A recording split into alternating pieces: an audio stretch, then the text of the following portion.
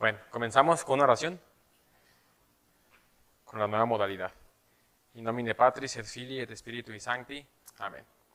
Ave María, gratia plena, Dominus tecum, benedicta tu in mulieribus et benedictus fructus ventris tui, Iesus.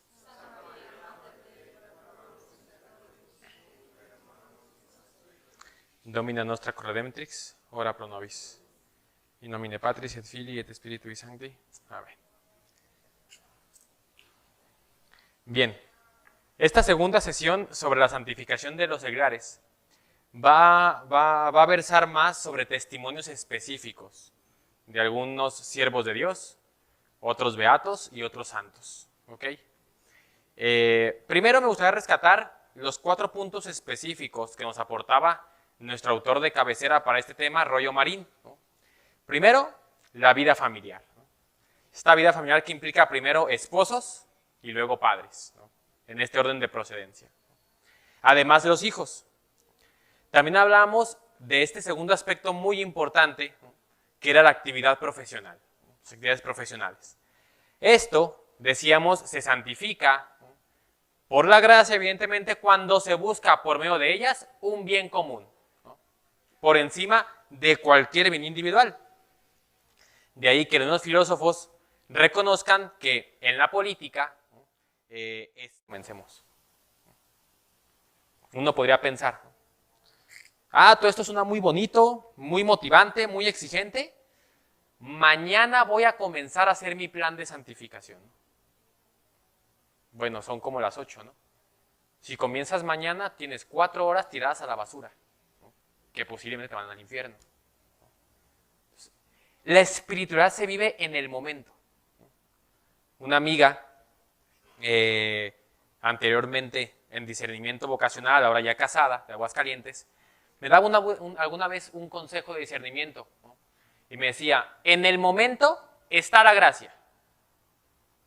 Repito, en el momento está la gracia.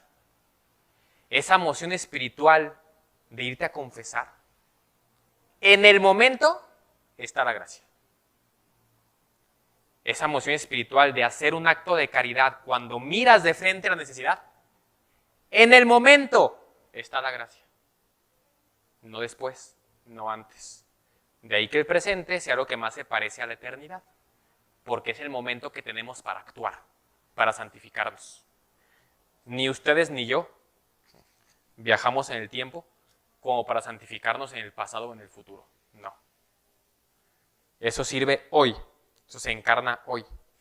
Pues bien, el primer caso y testimonio que quisiera traer a la mesa es el caso de este matrimonio santo, Luis y Celia Martín. Matrimonio de mi especial devoción, ¿no? De hace apenas 2 siglos, ¿no? No tan lejanos a nosotros. Y uno podría decir vagamente, ¿no? Son santos porque son papás de Santa Teresita, ¿no? De otras 3 carmelitas, ¿no? Y de una religiosa de la Visitación, hija de San Francisco de Sales. No dudo que eso le aporte.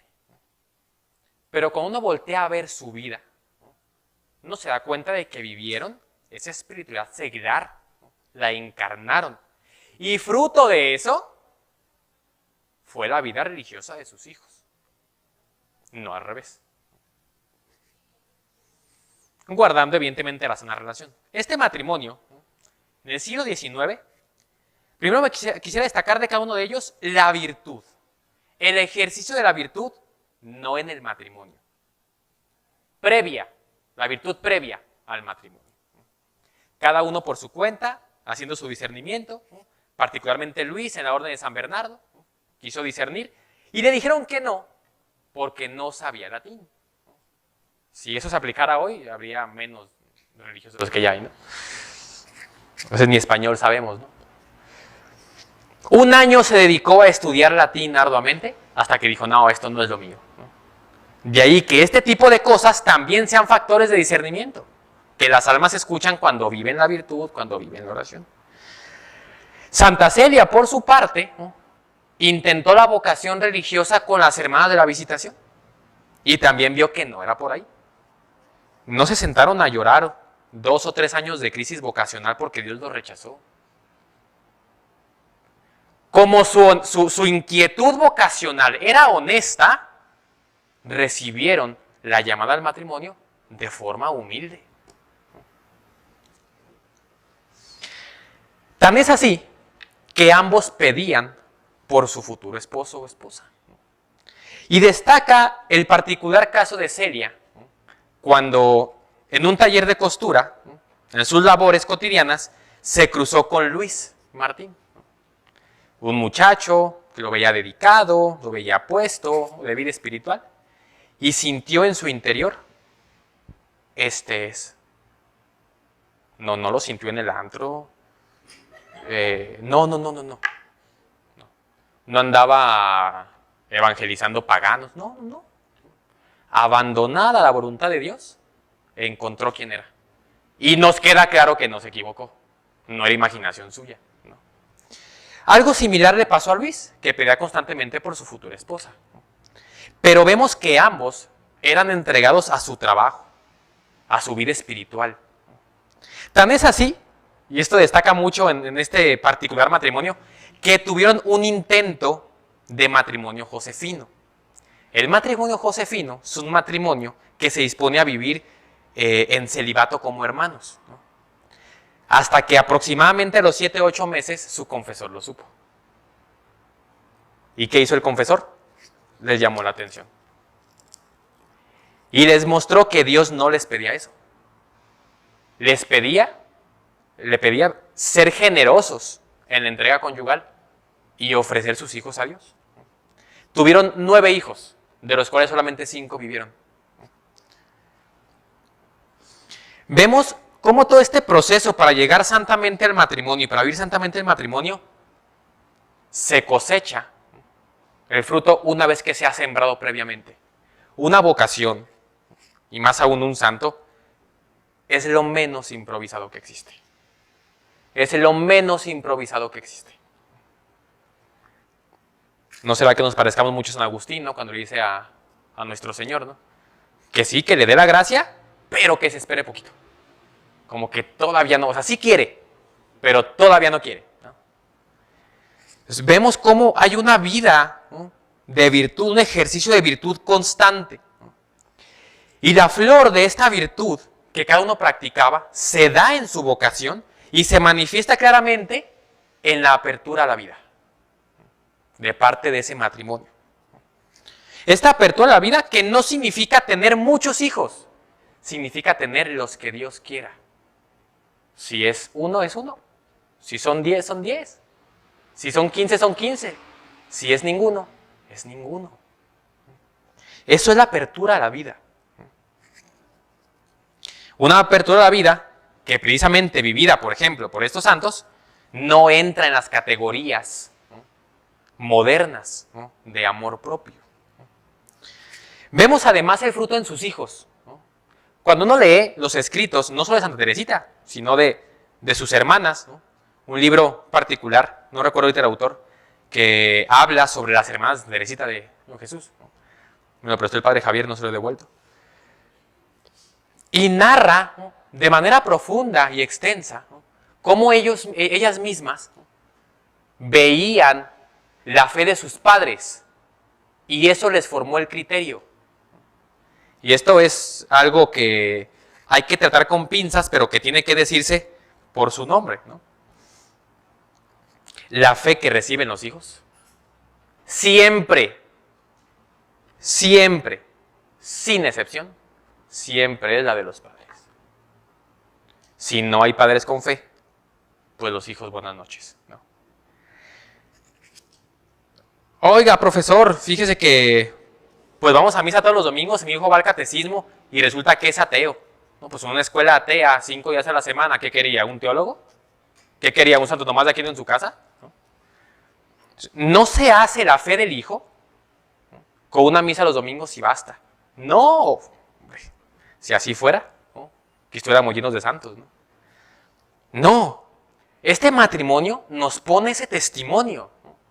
La oración en casa, la bendición de los alimentos, la bendición de los padres y de manera muy especial el amor puro y santo entre los esposos. Eso hace fecunda la educación de los hijos. Todo el amor familiar emana nace, se enraiza en el amor conyugal. Si no se es buen padre, no se es buen esposo. Si no se es buen esposo, no se es buen padre.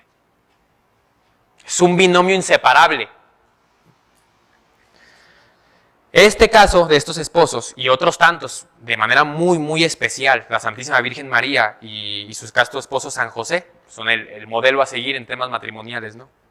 Pero tenemos el caso de Luis y Celia Martín y otros tantos santos matrimonios, ¿no?, que nos pueden dar cátedra al respecto. Tenemos ahora el caso de una mujer que habitualmente confundimos con una religiosa, ¿no? Santa Catalina de Siena, seglar, no religiosa, seglar.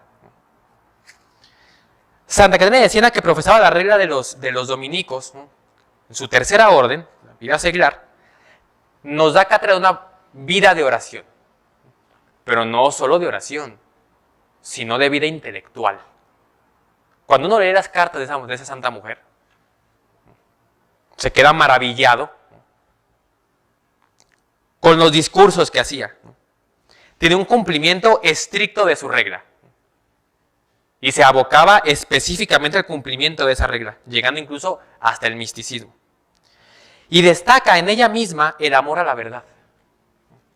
Un amor a la verdad muchas veces confundido, ¿no?, con un amor inquisitorial, ¿no?, inquisidor. Pulula mucho la frase, no sé por qué, de Santa Catalina de Siena, cuando corrige al Papa Urbano, ¿no?, y le dice que por obediencia a él muchas almas pueden ir al infierno. Pulula. No es encontrada esa frase en ningún escrito original de Santa Catalina de Siena. No es encontrada. ¿Que corrigió al Papa? Sí, sí lo hizo. Pero esa frase particular, que muchos abanderan para un celo desordenado, no aparece en sus escritos. En toda su obra de escritos recopilados, en ningún renglón aparece esa cita. Si la ven por ahí, no se asusten, ni es ni de Santa Catalina. Algún intérprete con buenas intenciones, ¿no?, a lo mejor lo hizo. Pero vemos en esta santa una entrega desde su estado de vida seglar, cosa que no se iba actualmente al modo, ¿no?, del siglo XIII, pero XIV, donde ella lo vivió, ¿no? Pero nos da cátedra, ¿no?, y es, hasta la fecha, la única doctora seglar de la Iglesia. La única doctora seglar de la Iglesia. Posiblemente la segunda sea mexicana, la beata Conchita Cabrera de Armida. Pasamos a otro testimonio, que este sí es muy cercano a nosotros, bastante conocido, y nos han hablado mucho de él en estas pláticas de Duc in Altum, el beato Anacleto González Flores. Este señor, a opinión particular, el jalisciense más ilustre, que no esperemos que esté en la rotonda, se va a morir del coraje, yo creo.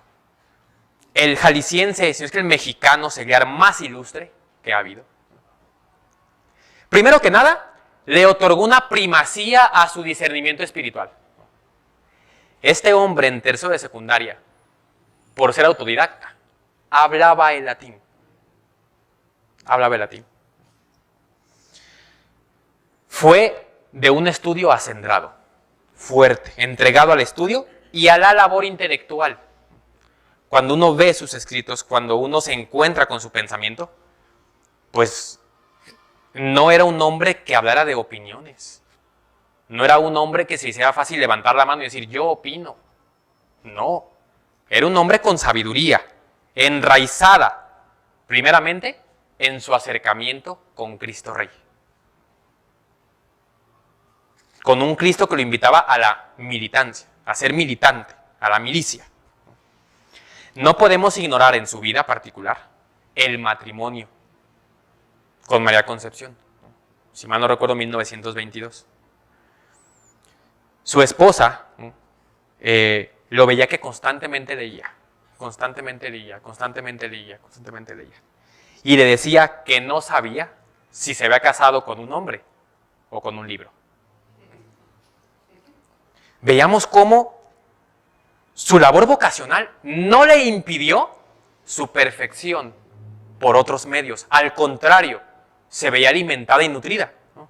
Preguntémonos, ¿qué testimonio fue para sus hijos saber que su padre murió por su fe? Podemos hacer una analogía, ¿no?, con Santo Tomás Moro, por ejemplo, ¿no?, mártir de la Inquisición, no Santa Inquisición, de la Inquisición anglosajona, ¿no?, contra los católicos en Inglaterra. Cuando su esposa intenta coaccionarlo a Tomás Moro para que públicamente renuncie a la fe católica y no lo maten y practicarla en lo privado, ¿no? Hoy no nos lo piden, hoy lo hacemos por voluntad, ¿no? Y Santo Tomás Moro le responde, ¿qué testimonio le dejaría a mis hijos si su padre niega la fe en público? Tener un padre cobarde. Y es Santo Tomás Moro, mártir, ¿no? Está de más el saber cómo acabó eso, ¿no? Bueno, pues podemos insinuar que en Anacleto se asemeja el testimonio, ¿no? ¿Qué testimonio habrá dejado a sus hijos, no? Y repetimos, el testimonio tan fuerte e importante de los padres hacia los hijos en este estado de vida seglar.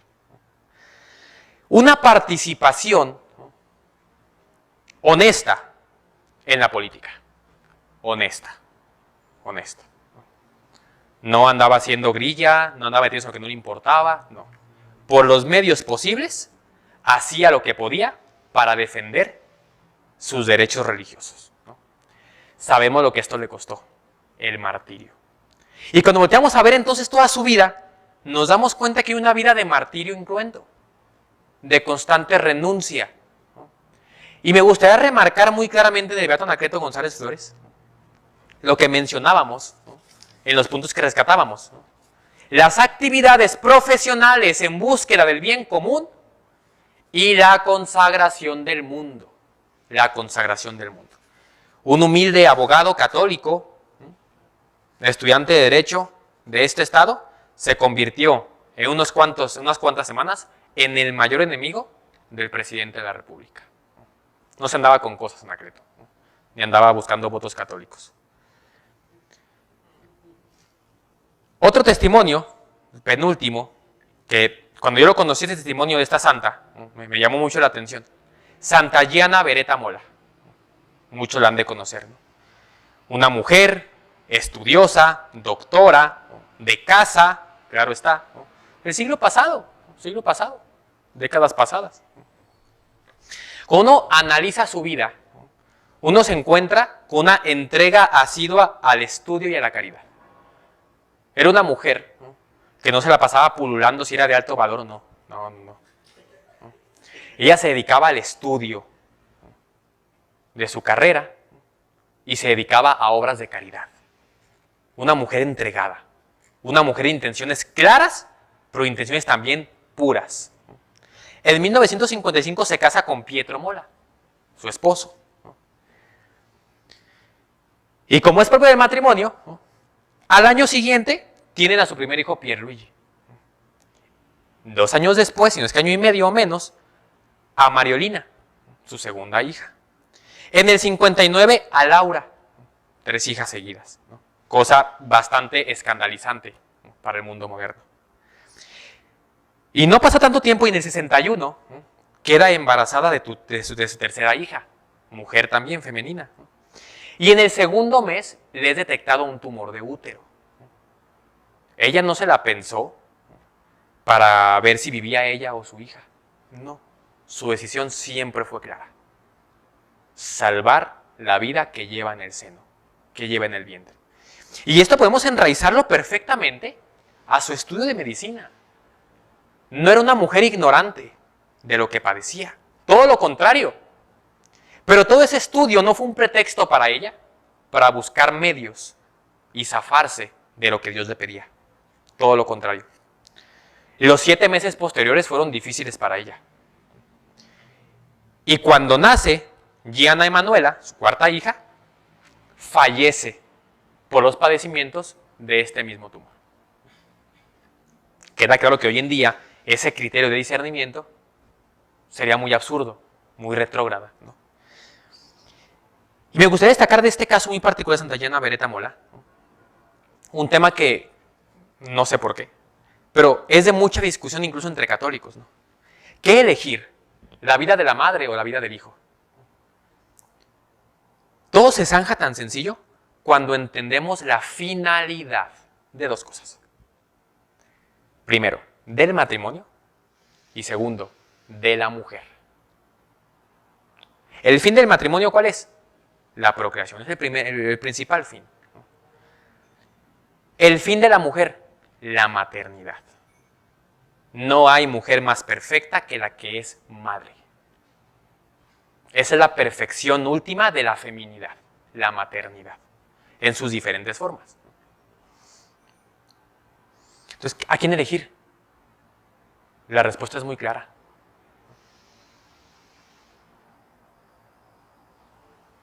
Diríamos que a la madre. Cuando volteamos a ver el testimonio actual de la medicina subrogada, esta medicina manipulada, ¿no? Te quieren hacer elegir, ¿no? Como si pudieras descartar alguna vida. No tiene que ser así. Pero, si fuera real que solamente una vida se puede salvar, la respuesta es muy clara. Y es la del hijo, no la de la madre. La madre, al contrario, se santifica, no solo dando vida, sino dando la vida. Como San Juan Pablo II en el año 2004 la canoniza, la beatificó en 1994, si mal no recuerdo, y la canonizó en el 2004, hacía referencia, una analogía, de la madre que da la vida para que se cumpla la misión del hijo. ¿Le suena? Es participar de una maternidad sacrificial. Y por último, un caso que no es ni beato, ni venerable todavía, ni santo, pero es siervo de Dios, Jérôme Lejeune, que muchos han escuchado hablar de él. Si no, los invito a que lo hagan. Primero que nada, hablemos de su vida vocacional, una vida matrimonial, 5 hijos, ¿no? Con su esposa Birte. 5 hijos, un hombre asiduo al estudio, científico. Es nada más y nada menos que quien descubrió la causa del síndrome de Down, que es esta aparición de una repetición extra en el par 21 de los cromosomas, ¿no? Pero no solamente se queda aquí el asunto, ¿no? Además, junto con San Juan Pablo II, funda la Pontificia Academia para la Vida. Hoy en día a alguien se le ocurrió meter a una científica abortista a esa academia. Es el que pone las bases para que San Juan Pablo II funde esta Academia Pontificia y por ello fue el primer presidente de dicha academia. En 1970, este científico fue candidato al Premio Nobel de Ciencias. En una presentación con la ONU, la comunidad científica no apoyaba la postura de Lejeune en cuanto a favor de la vida. Él, sabiendo esto y sabiéndose candidato al Premio Nobel, enfrente de la comunidad científica, defendió, con argumento científico, ni siquiera religioso, la defensa de la vida, desde la concepción hasta su muerte natural. Evidentemente recibió muy pocos aplausos. Y después de esta conferencia, le avisó tristemente a su esposa que él sabía que por esa exposición había perdido el Premio Nobel. Y no le importó. Se entristeció, pues claro, es hombre, ¿no? Pero sacrificó la fama humana, la fama del mundo, con tal de manifestar el reino de Cristo en la tierra, que se ve también manifestado en la defensa de los niños por nacer. Vemos aquí testimonios muy claros, matrimonios, orden terciaria, un beato mártir, una madre santa, ¿no? Un científico santo. Bueno, esperemos algún día sea santo, ¿no? Está en proceso de beatificación. Que se pelean con lo que les mencionaba al principio, ¿no? Esta visión lejana de una espiritualidad seglar. Esta visión apartada de la realidad. Hemos de esforzarnos constantemente, esforzarnos a diario por el cumplimiento de nuestros deberes de Estado. Estos deberes de Estado, que parecen una lucha silenciosa, no pasan desapercibidos. No hay ningún héroe anónimo para Cristo. No lo hay. No lo hay. Ahí donde el mundo no ve al seglar que está consagrando al mundo, Jesucristo no solo lo está viendo, lo está acompañando. Pasa que muchas veces se tiene vista la santidad como algo reservado para la vida religiosa. Claro que los religiosos nos dan una cátedra tremenda, tremenda, de renuncia al mundo, de huida, decía José María Cabo de Villa, ¿no? Pero no de huida cobarde, sino de huida valiente, ¿no? Que eligieron la vida más perfecta, ¿no? Pero eso no debe de hacernos escatimar en las fuerzas que ponemos para santificarnos como seglares. Y quisiera cerrar con una frase de Fulton Sheen, este obispo que también esperemos algún día sea beato y santo, ¿no? Muy políticamente incorrecto, dicho sea de paso. Él mencionaba, ¿no?, en sus tiempos de cardenal, de obispo, que él creía que la siguiente crisis de la iglesia no iba a ser rescatada por la jerarquía, ni por los religiosos, sino por los seglares.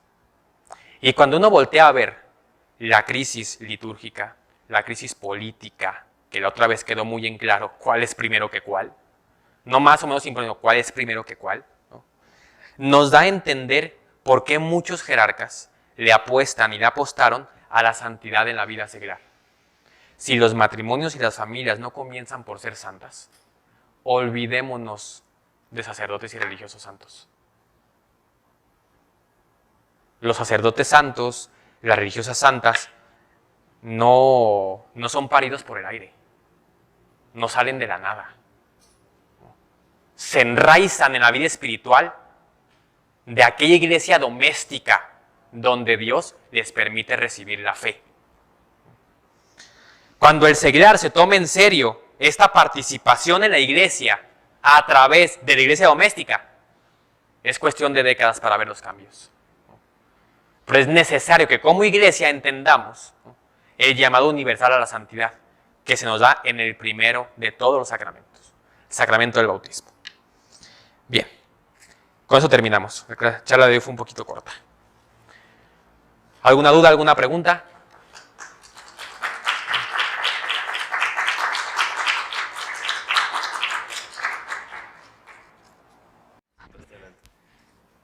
Solamente preguntarte, actualmente hay como, por así decirlo, una disminución en las órdenes terciarias. Es decir, me imagino que hubo un auge, principalmente, por ejemplo, los franciscanos o los dominicos. Actualmente todavía, no sé si haya como esa vía o esa formalidad, porque pues pareciera, ¿no?, que está un poquito abandonada o mal aprovechada. Lamentablemente sí es un detrimento severo.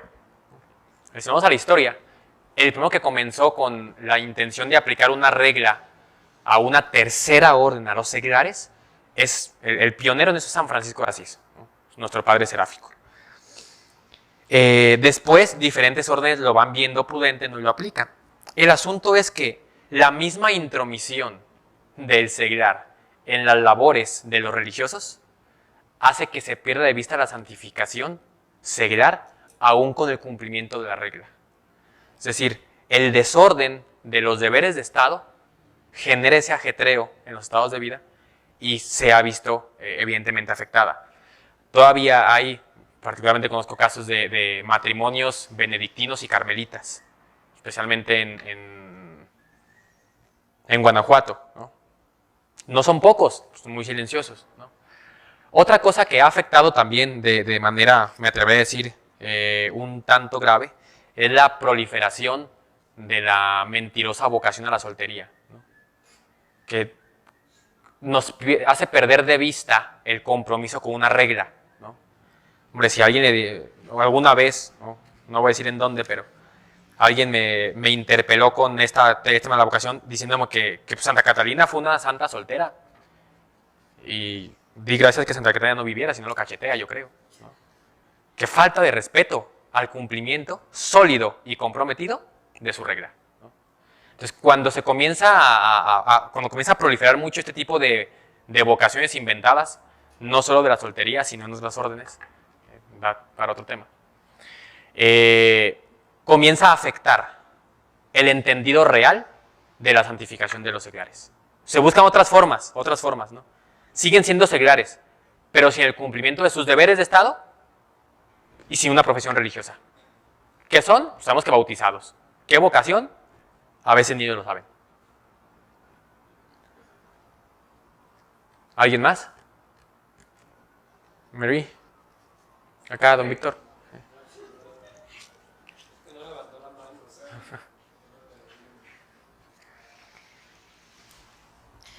Lo que dijo de la gracia está en el momento. ¿Puede desarrollar eso un poquito más? Porque pues muchos dicen de no actuar en el momento, el discernimiento no se hace cuando está dudando las vacaciones, más bien después. Entonces, ¿cómo se sabe? ¿Simplemente la prudencia y formación o cómo se sabe cuando es actuar en el momento o esperar cuando es la gracia y eso? Voy a traer a colación dos testimonios muy claros después de dar este pequeño matiz. Cuando mencionamos el tema de la gracia en el momento está la gracia, hablamos de ese cumplimiento particular de deberes de Estado, de ese cumplimiento particular de los mandamientos de Dios, ¿no? Cuando son muy puntuales, muy evidentes, ¿no? Este principio de discernimiento ignaciano sobre no mudarse en tiempos de crisis, ¿no?, es particularmente para una decisión muy importante, ¿no?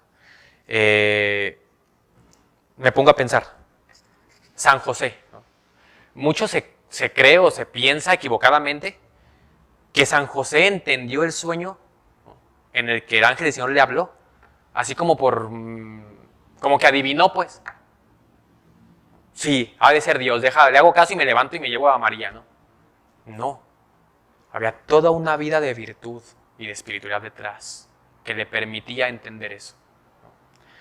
Cuando hablamos de que la gracia está en el momento, hablamos de esos puntos, pero momentos puntuales, muy específicos, en los que nuestro deber de Estado nos exige algo, ¿no?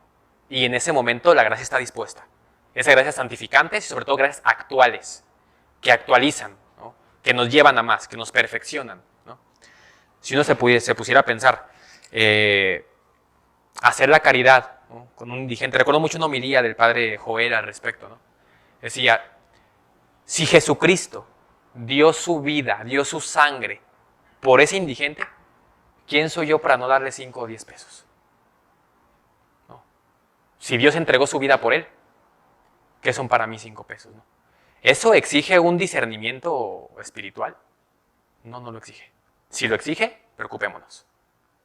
Preocupémonos gravemente. Sí, entonces, hay que matizar eso. Cuando hablamos de que la gracia está en el momento, hablamos de momentos puntuales en los que se exige ese acto de santificación del deber de Estado. Cuando hablamos de temas propiamente ya de discernimiento vocacional, por citar un ejemplo muy concreto, es muy importante la prudencia, el discernimiento, ¿no? Pero incluso ese discernimiento debe de ser, no diría momentáneo en el sentido de inmediato, ¿no?, sino que cuando Dios llama hay que obedecer. Podemos cuestionar cualquier cosa, siempre y cuando vayamos caminando, no aletargados. Vean por ahí que Dios no patrocina huevones, ¿no? Entonces, cuando llama, respondemos, y en responder, Él nos responde. Y si no responde, ese silencio también es respuesta.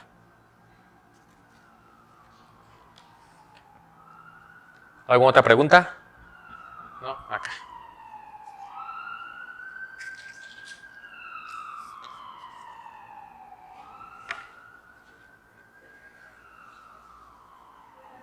Buenas noches. Yo tengo una pregunta y es la siguiente.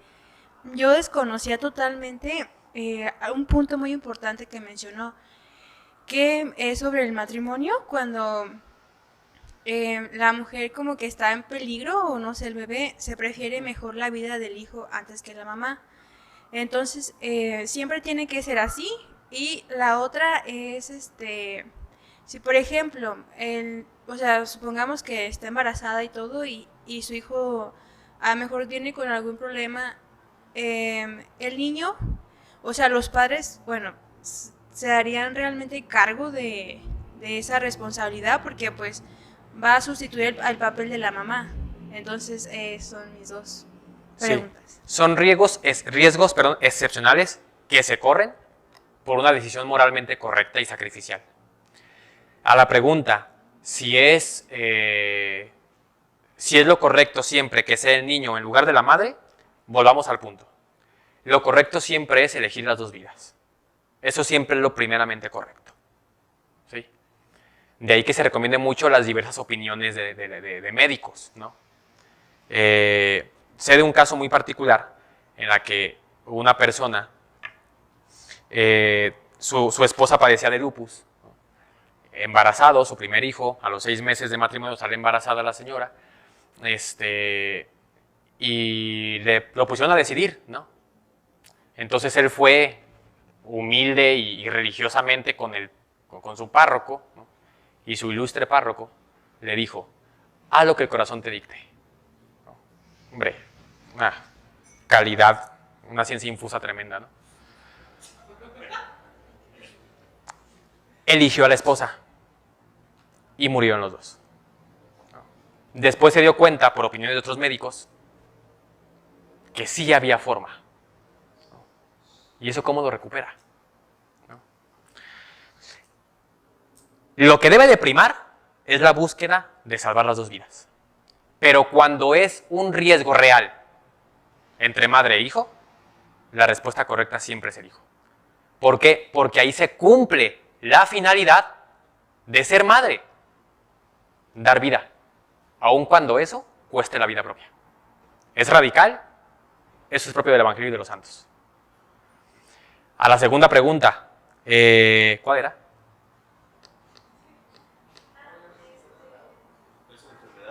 Ah, sí. Sí, si la madre falta por este tema de fallecer, es una responsabilidad que asume el padre. Lo mismo que pasa al revés. Cuando por alguna situación el padre muere, la madre asume la responsabilidad de la familia. Sí. Pero se entiende que son excepciones a la regla, que por ser excepciones precisamente son casos particulares. Bien. ¿Alguna otra duda, alguna otra pregunta?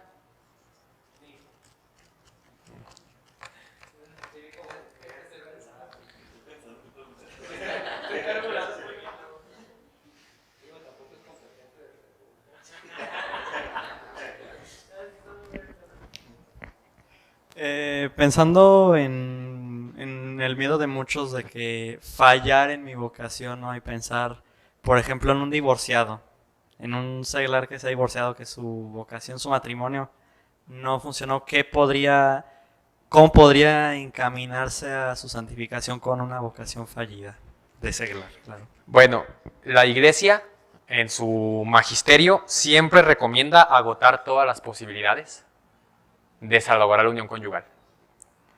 También la misma Iglesia prevé casos en los que es lícita la separación física. Supongamos que un matrimonio fracasó. Lo que la Iglesia enseña es, de entrada, que debe tener el permiso del obispo para separarse. Eso es lo que la Iglesia dice, a la letra. No es opinión mía. La Iglesia lo dice.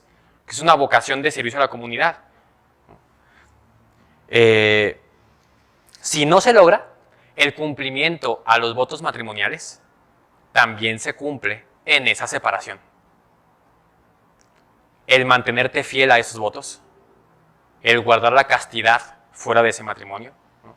El no comenzar ningún tipo de relación amorosa que se pueda malinterpretar, ¿no? Otra cosa es que, pues ya andábamos y pues vivimos como hermanos, ¿no? Bueno, casos muy específicos que muchas veces tratan con pincitas, ¿no? ¿Por qué? Porque también se habla de un pecado de escándalo, ¿no?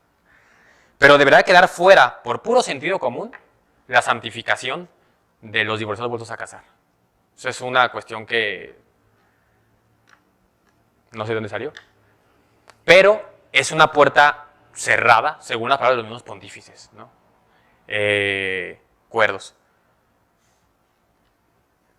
Hay algo que muchas veces no se menciona, que es este cumplimiento de los votos matrimoniales aún en la separación.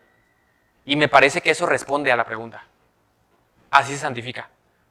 Y con todo lo demás, separarme de mi esposo o de mi esposa no me impide una vida política activa, no me impide una labor apostólica, no me impide una actividad profesional, ¿no? A lo mejor que me siente a llorar toda mi vida y bueno, a lo mejor no lo impide. pero no me lo impide de facto, ¿no? Y aún los votos matrimoniales se siguen cumpliendo ahí, se siguen cumpliendo ahí. Claro que se cumple más perfectamente en la unión conyugal. ¿Respondí a la pregunta? Okay. ¿Alguna otra duda, alguna otra pregunta? Si no, cerramos.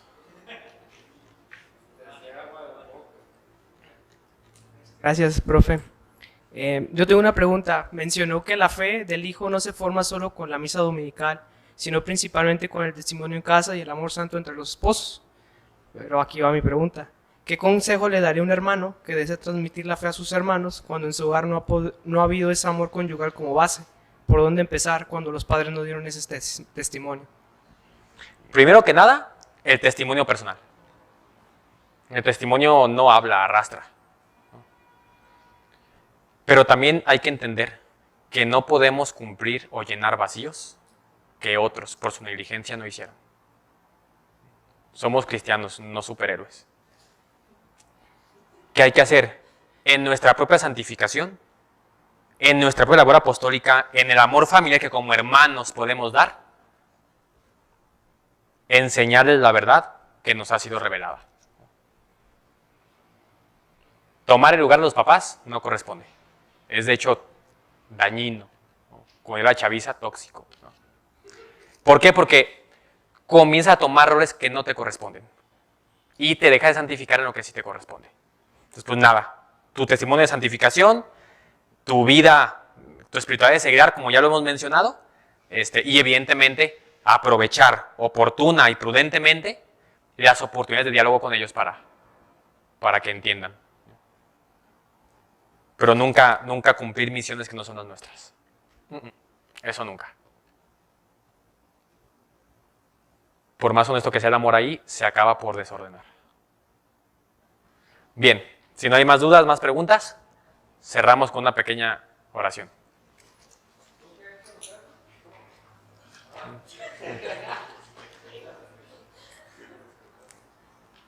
In nomine Patris et Filii et Spiritui Sancti. Amén. Ave María, gratia plena Dominus tecum, benedicta tu in mulieribus et benedictus fructus ventris tui, Iesus.